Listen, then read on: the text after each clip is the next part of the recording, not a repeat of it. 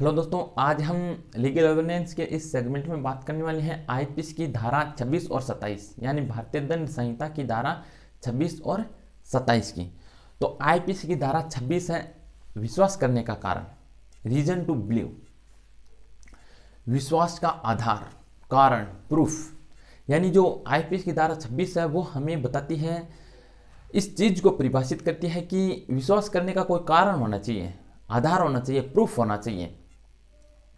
जैसे विश्वास करने का कोई आधार होता है तभी तो हम विश्वास कर पाते हैं। जैसे एक शब्द होता है डाउट और एक शब्द होता है बिलीव। डाउट क्या है? एक वीक शब्द होता है, वीक शब्द है, क्योंकि डाउट वाली सिचुएशन में हम क्या है, पूरी तरह किसी बात को लेकर श्योर नहीं होते हैं। और एक शब्द होता है बिलीव। बिलीव क्या है कि स्ट्रोंग शब्द है, और ऐसी सिचुएशन में हम क्या है, किसी बात को लेकर श्योर होते हैं, पूरी तरह विश्वस्त होते हैं। तो यदि कोई व्यक्ति हमें कोई बात बताता है तो उस व्यक्ति के पास उस बात को सही साबित करने के लिए क्या होना चाहिए? प्रूफ होना चाहिए।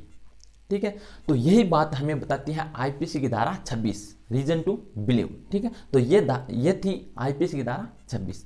अब हम बात करते हैं आईपीसी की धारा 27, पत्नी, लिपिक या सेवक के कब्जे में संपत्ति। तो देखो, आईपीसी की धारा 27 को हम आसान भाषा में समझते हैं। जैसे कोई प्रॉपर्टी है, किसी व्यक्ति की कोई प्रॉपर्टी है और वो प्रॉपर्टी उस व्यक्ति के पत्नी, सेवक या लिपिक के कब्जे में है। वो प्रॉपर्टी क्या है? उस व्यक्ति की पत्नी, सेवक या लिपिक के कब्जे में। तो ये मान लिया जाता है, इस सिचुएशन में ये मान लिया जाता है कि वो प्रॉपर्टी है जो उसकी पत्नी, लिपिक या सेवक के कब्जे में, वो उस व्यक्ति के ही कब्जे में है। ये अपने आप में मान लिया जाता है। यही हमें बताती है आईपीसी की धारा 27।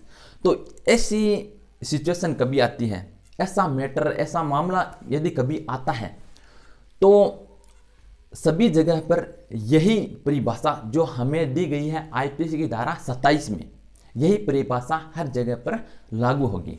ठीक है, तो ये थी आईपीसी की धारा 27। तो हमने देखा आईपीसी की धारा 26 और 27 को।